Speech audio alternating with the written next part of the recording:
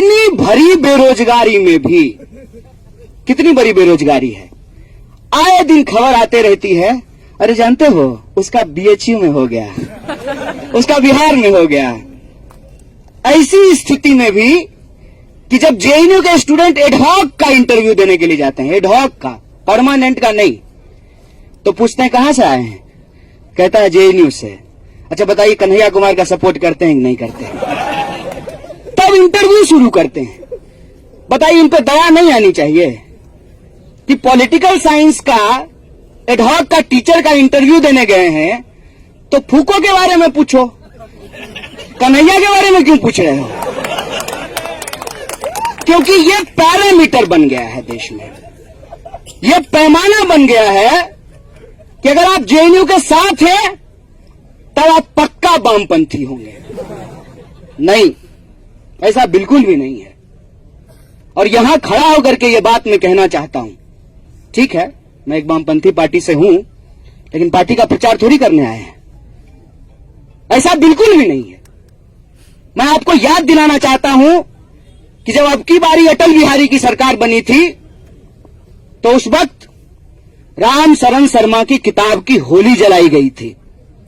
तब भी क्या कहा गया कि वामपंथी इतिहासकार का किताब जलाया जा रहा है। नहीं, देश का इतिहास जलाया जा रहा था। आज भी जो लोग ये कह रहे हैं कि ये लेफ्ट वर्सेस राइट है, ये पूरी लड़ाई को गुमराह कर रहे हैं। आज की घटना है, अहमदाबाद में, गुजरात में, मोदी जी के राज्य में तो कम से कम लेफ्ट नहीं है, होगा कहीं थोड़ा बहुत, लेकिन लार्जली तो नहीं है ना। आज अहमदाबाद की सड़कों पर एनएसयूआई के स्टूडेंट को दौरा दौरा के एबीवीपी के लोगों ने पीटा है, वहां तो लेफ्ट नहीं था। मैं इस बात पर जोर दे करके क्यों बोल रहा हूं? क्योंकि एक फ्रेज जेएनयू में अक्सर बोला जाता है, if everything is not right go left. जब चीजें ठीक नहीं है और आप उस पर सवाल पूछेंगे तो आपको पेंट कर दिया जाएगा। पहले वामपंथी कहकर के पेंट किया जाता था, आजकल नए नए शब्द गढ़े गए हैं, टुकड़ा टुकड़ा गैंग, और मुझे उसका सरगना कहा जाता है। अव्वल तो बात यह है कि अब मैं इसको बदनामी के तौर पे नहीं लेता हूं, मैं इसको पुरस्कार की तरह अपने माथे पे लेके चलना चाहता हूं। और फिर कहता हूं कि सुनो भाई साहब, गलत पंगा लिए हो, बिल्कुल गलत पंगा लिए हो। यूनिवर्सिटी ठीक से चुन लेते। हमको आपके दिल का बात मालूम है कि आप जेएनयू पे हमला इसलिए कर रहे हैं क्योंकि आपके दिल में जियो बसता है। जियो यूनिवर्सिटी वो ऐसी यूनिवर्सिटी है जो अभी तक नहीं बनी है, जिसकी दीवारें नहीं हैं, जहां गार्ड भी नहीं है कि गार्ड की सहमति से रॉड लेकर के कैंपस में घुसा जा सके, क्योंकि कैंपस ही नहीं है। वो यूनिवर्सिटी ऑफ एमिनेंस है। और वो जब यूनिवर्सिटी ऑफ एमिनेंस है तो जिसको हर साल राष्ट्रपति पुरस्कार देना पड़ता है, कितना भारी मन होता होगा सोचिए कि भाई रोज इस यूनिवर्सिटी के खिलाफ ट्वीट करते हैं, हर बार बेस्ट यूनिवर्सिटी का पुरस्कार ले जाता है। ऐसा लगता होगा हाँ इसमें तो मेरा हक था, ये जेएनयू वाले उठा ले गए। और ये जेएनयू से नफरत एक यूनिवर्सिटी से नफरत नहीं है, एक विचारधारा से नफरत नहीं है। देश कैसा होना चाहिए उस देश की परिकल्पना से इनको नफरत है। और वो देश, जिस देश में लड़के से ज्यादा लड़कियां पढ़ सकें, है ना आपका जेएनयू ऐसा? है ना हमारा जेएनयू ऐसा? बोलिए बोलिए, मैं यहां से खड़ा होकर के बोलता हूं, देश की किसी यूनिवर्सिटी में रात को 12 बजे अकेले लड़की लाइब्रेरी से निकल करके सुरक्षित, सेल्फ डिफेंस में एसिड नहीं पास में रखना पड़े। हाँ, एबीवीपी की एक लड़की बोली कि सेल्फ डिफेंस में एसिड रखे थे, तो बोले जब अटैक करेंगे तब क्या करेंगे, अपनी मिसाइल लेकर के चलेंगे। सुरक्षित अपने हॉस्टल तक जा सकती है। ये कॉन्फिडेंस है आपको दिल्ली की बाहर की सड़कों पर? बोलिए पीएमओ के सामने रात को 12 बजे अकेले घूमिएगा जहां मोदी जी रहते हैं, जो बेटी बचाओ बेटी पढ़ाओ का नारा देते हैं, उनके घर के सामने से गुजरिएगा जहां ये ड्रोन ऑल द टाइम घूमते रहता है। ये कॉन्फिडेंस है ना। इस देश के भीतर बगल में मेरे साथ रामा खड़ा था, ये रहा, पूछ लीजिए इसके पिताजी क्या करते हैं। मेरी मां सिर्फ आंगनवाड़ी में नहीं काम करती है।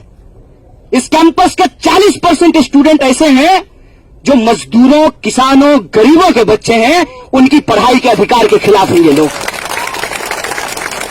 ये यूनिवर्सिटी पे हमला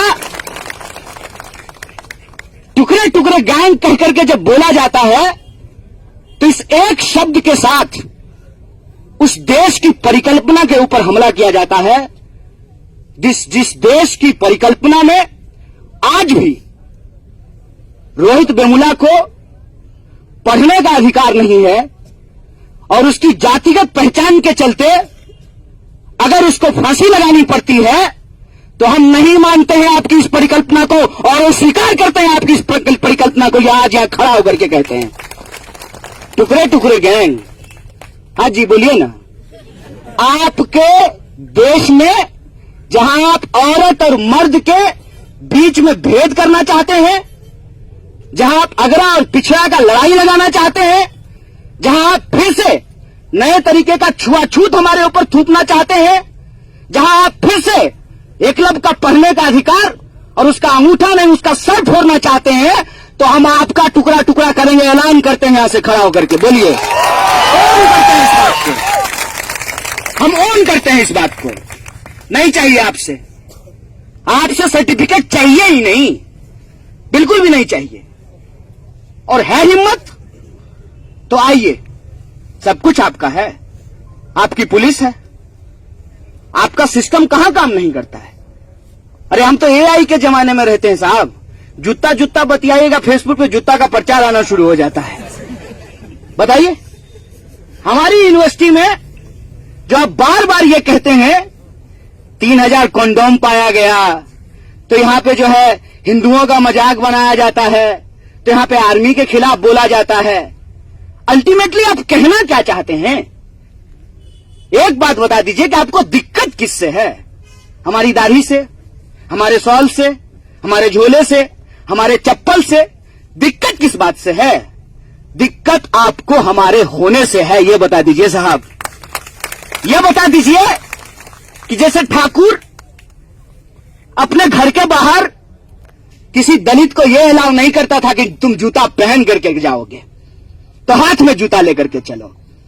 तुम जेएनयू में पढ़ते हो, जनता के टैक्स के पैसे से पढ़ते हो, तो पढ़ने तो नहीं देंगे। जिस टैक्स के पैसे से पढ़ते हो उस जनता को भी तुम्हारे खिलाफ खड़ा कर देंगे। चिंता की यह बात नहीं है कि ये यूनिवर्सिटी में घुस आए हैं, उससे ज्यादा खतरनाक यह है कि आप देखिए कि अपने स्कूल के व्हाट्सएप ग्रुप में आपको अपने ही दोस्तों से लड़ना पड़ता है, जिसके साथ आपने 15 साल अपनी जिंदगी की बिताई है, जिसके साथ आपने क्रिकेट खेला है, जिसके साथ आप फुटबॉल खेले हैं, जिसके साथ आप शॉपिंग करने के लिए जाते हैं। आपका ही पड़ोसी जो कल तक आपका पीठ थपथपा रहा था कि वाह बेटा जेएनयू में टॉप करके आए हो, अचानक से वो संदेह भरी नजरों से हमको देख रहे हैं। क्यों? क्योंकि एक बहस खड़ा किया गया है देश में। हर 3-4 महीने में बहस उठ खड़ा होता है। कल फिर बोले हैं मोटा भाई टुकड़ा टुकड़ा गैंग। एक बात याद रखिएगा, जब कोई भी ऐसा बकवास करे ना, उसको पलट करके एक बात कहिएगा, सुनो दोस्त, तुम्हारे हाथ में रॉड थमा दिया है ना, अब बेटा को, जय शाह को इंडियन क्रिकेट टीम का बैट दे दिया है बीसीसीआई से खेलने के लिए। कोई क्वेश्चन किया मेरिट को? किया कोई क्वेश्चन मेरिट को कि जय शाह का क्या मेरिट है, क्यों उसको बीसीसीआई का सेक्रेटरी बना दिया गया है? कोई इसको क्वेश्चन कर रहा है? जेएनयू में टैक्स का पैसा बर्बाद हो रहा है इनके हिसाब से, और ये तो बड़ा आवाज हो रहा है। अपने ही जैसा हूबहू फोटोकॉपी को बीसीसीआई का सेक्रेटरी बना दिए हैं। नहीं, मैं बॉडी शेमिंग नहीं कर रहा हूं। ये क्या है? कोई इसको क्वेश्चन कर रहा है? देश के भीतर आज शिक्षा की जो हालत है, कोई इसको क्वेश्चन कर रहा है? फंडिंग की जो हालत है, कोई इसको क्वेश्चन कर रहा है? कितने चीजों का जवाब देते रहिएगा। जब फरवरी की घटना हुई तो जो हमको नहीं भी बेचारा जानता है, हो सकता है कि हमको वोट नहीं दिया हो, उसको भी अपने चाचा मामू के पास हमको डिफेंड करना पड़ रहा था। बताओ यार, पढ़ लिख करके नौकरी किए हो, एक मूर्ख आदमी तुमको ऑर्डर दे रहा है और तुम्हारी इतनी भी हिम्मत नहीं है, तुम्हारी इतनी भी हिम्मत नहीं है कि तुम कन्नन गोपीनाथ की तरह रिजाइन कर दो कि नहीं करेंगे गुलामी तुम्हारी बात। ये एक बात होती है ना। यही सीबीआई जो है वो क्लोजर फाइल की कोर्ट के अंदर क्या कहा कि नजीब कहां गए पता नहीं कर सकते हैं। ये ड्रोन तब कहां मर गया था? क्या तब एआई काम नहीं कर रहा था? आर्टिफिशियल इंटेलिजेंस तब किसी का व्हाट्सएप नहीं घूम रहा था? तब किसी का व्हाट्सएप नहीं हैक हो सकता था? तब किसी का कंप्यूटर नहीं हैक हो सकता था? किसको बेवकूफ बनाते हैं? किसको डराते हैं? इस देश की जनता को, इस देश की जनता के खिलाफ खड़ा कर रहे हैं। क्या तर्क था? मैं उस संगठन का नाम नहीं लेना चाहता, ले लें क्या? हाँ, बॉल्डन मॉड थोड़ी है ये नाम लेने उसका ताकत बढ़ जाएगा। एबीवीपी का लोग क्या बोला था कि कलेवा देख करके झगड़ा हो गया। तुम पूरा माथा में कलेवा लपेट लो, तुमको कोई मना कर रहा है? बोलिए जेएनयू में कभी भी किसी को उसका जो प्रैक्टिस है उस प्रैक्टिस से उसको करने के लिए रोका गया हो? अरे हम लोगों को दाढ़ी बढ़ाने से नहीं रोकता है तो तुमको कलेवा लगाने से कौन रोकेगा? पूरे बहस को कहां शिफ्ट कर दिया? कलेवा लगाने पे। और आज वो मां आज भी उसको ढूंढ रही है कि मेरा बच्चा कहां है। नहीं मालूम है कि क्या हो उसके साथ।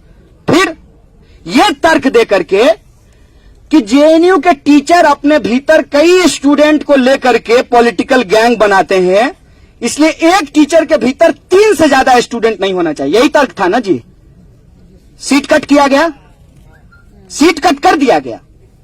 84% सीट जो है उस पर रीएडमिशन ही नहीं हुआ। तो उनको क्या लगा था, हमारे टाइप के लोगों को जेएनयू से बाहर कर देंगे तो कोई और नहीं होगा। लीजिए, सर फुड़वा के बैठी हुई है, क्या कीजिएगा बोलिए? इस मूर्खता का कोई जवाब है? इनको लगता है कि फीस बढ़ा देंगे तो 40% लोग यूनिवर्सिटी छोड़ करके चले जाएंगे। उसके बाद आज जो है आपका भजन करेंगे कि आपके खिलाफ रोड पे निकल करके इनकलाब मुर्दाबाद करेंगे? करेंगे कि नहीं करेंगे? यही जरूरी है, यही जरूरी है कि ये सीट कट किए, सीट कट के खिलाफ उतना बड़ा आंदोलन चला, उसके बाद इन्होंने फीस बढ़ा दी। जब भी चुनाव होने को होता है इनके मुंह में टुकड़ा ठूस देता है, इसीलिए चुनाव में ये सिर्फ टुकड़ा टुकड़ा बोलते रहते हैं ताकि देश की जनता का रोजी रोटी, कपड़ा, मकान, शिक्षा, स्वास्थ्य, सड़क, बिजली, पानी, आत्मसम्मान, न्याय की लड़ाई जो है उसको गुमराह किया जा सके।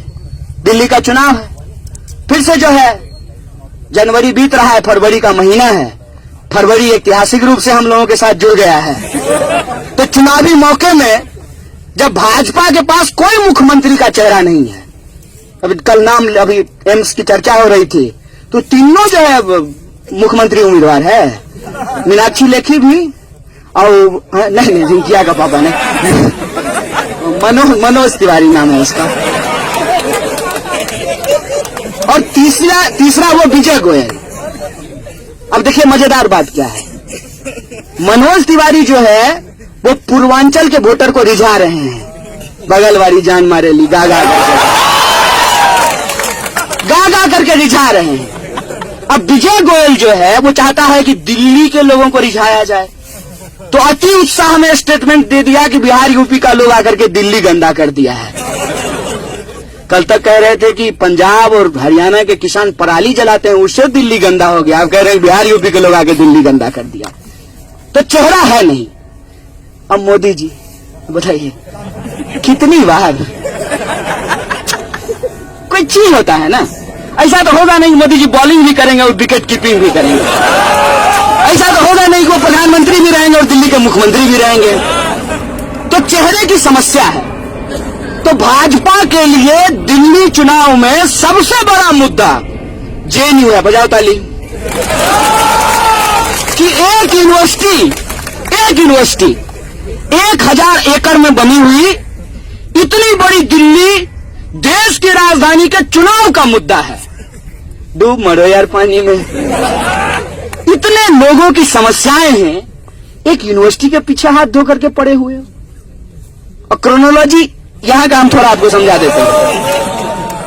क्रोनोलॉजी ये है कि पहले पुलिस से पीटेंगे, उनको लगा कि जो है स्टूडेंट के बीच में थोड़ा गैप आ गया है, कैंपस का सारा सीनियर जो है वो जमा होकर के ब्रह्मपुत्रा चले गए हैं, लीडरशिप जो है वो नए स्टूडेंट के पास है, तो उनको लगा कि 2-4 डंडा लगाएगा, अपने बाद जो है ठंडा में पानी वानी से भिंगा देंगे तो जो है लोग प्रोटेस्ट करना बंद कर देगा। कैसा बेवकूफ है, ट्रेनिंग कैसे लिया है। एक बार इंसान जब पिट जाता है ना तो कम से कम उससे तो डर खत्म हो जाता है। पुलिस से पिट गए हैं, पुलिस से डर लगता है, किसी को बता दीजिए। गुंडा से भी पिट गए, तब गुंडा से डर लगेगा? तो डरने की जरूरत किसको है? सरकार को।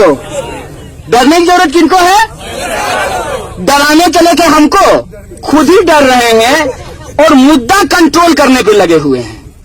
किसी दिन मोदी जी अगर गलती से अपने जूता पे पॉइजन गिरा लेंगे ना, बहुत सारे देश के पत्रकार नहीं रहेंगे। ये हालत है, ये हालत है, मैं आपको बता रहा हूं।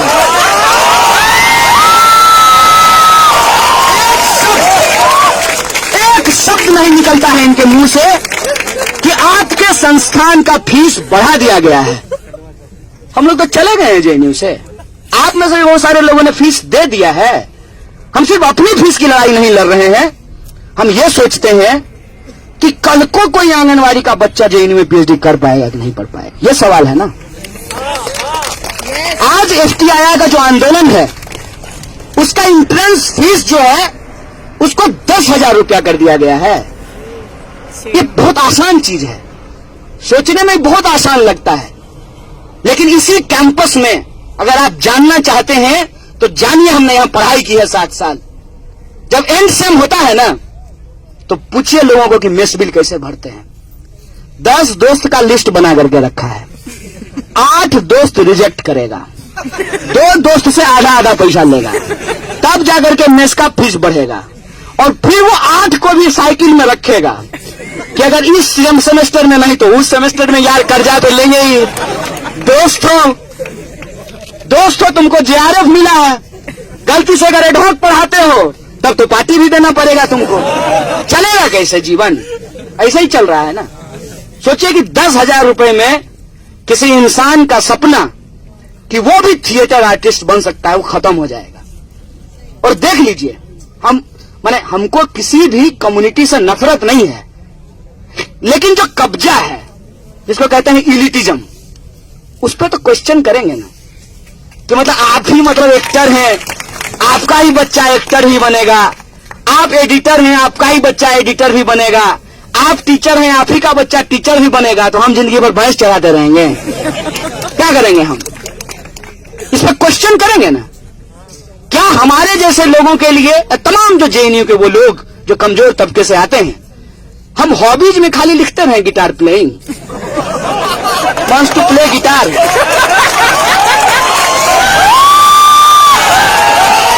अगर मुश्किल से गिटार खरीद भी लिए तो रखा रहेगा। अरे गिटार, हाँ कभी सोचे थे बजाएंगे, ऑफिस ऐसा बजा रहा है कि इसको बजाने का फुर्सत ही नहीं मिलता है। लेकिन लोगों की जिंदगी क्या है? ऑफिस से आने के बाद प्रिय पत्नी को पति से और प्रिय पति को प्रिय पत्नी से बात करने का मन नहीं करता है। इसीलिए ये न्यूज साइकिल का खेला है कि 15 मिनट में हम देश दुनिया का सारा ज्ञान ले लेना चाहते हैं ताकि व्हाट्सएप पे जाकर के बहस कर सकें। और इस व्हाट्सएप यूनिवर्सिटी का कॉन्सेप्ट लेकर के आए हैं हमारे महान वाइस चांसलर।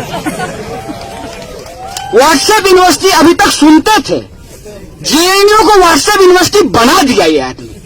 बोला कि इंट्रेंस एग्जामिनेशन जो है, आप इंट्रेंस तो कहां हुआ है, आप जो एंड सेम व्हाट्सएप पे दे सकते हैं। कमाल का आइडिया है। ये स्थिति है कि किसी भी तरीके से इसको बर्बाद करो, पैसा सही जगह पे खर्च मत करो। यूनिवर्सिटी के जो एक्चुअल डेवलपमेंट हैं, अभी ठंडा का दिन है, हीटर तो हम लोग लगा ही लेते हैं। कौन 1 डिग्री के ठंडी में ऐसे रहेगा भाई? है इलीगल, हम भी जानते हैं।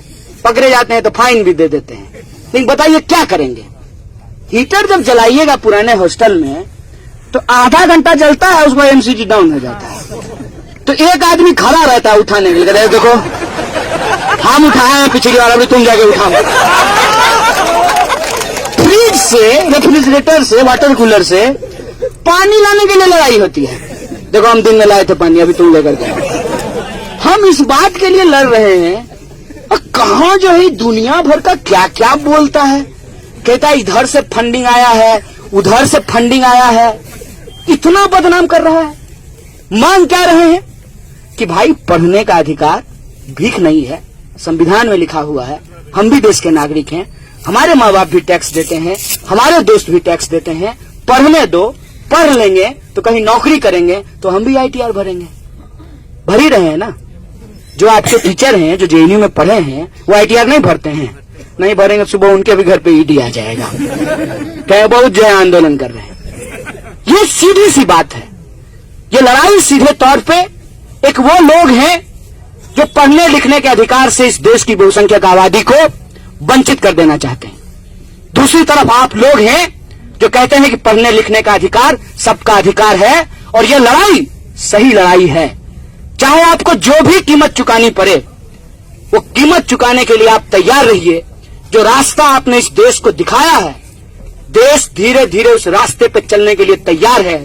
जिस तरीके से जेएनयू ने संविधान का नारा बुलंद किया, जिस तरीके से जेएनयू ने तिरंगा को दोबारा थामा, तो आज देख लीजिए हर प्रोटेस्ट में सीए के खिलाफ, एनआरसी के खिलाफ, एनपीए के खिलाफ संविधान का नारा बुलंद होता है और तिरंगे झंडे को बुलंद किया जाता है।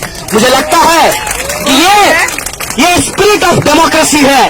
इस स्पिरिट ऑफ डेमोक्रेसी को ही स्पिरिट ऑफ जेएनयू कहते हैं। इस जेएनयू के स्पिरिट को सलाम करते हैं। शुक्रिया। इंकलाब जिंदाबाद। हमारी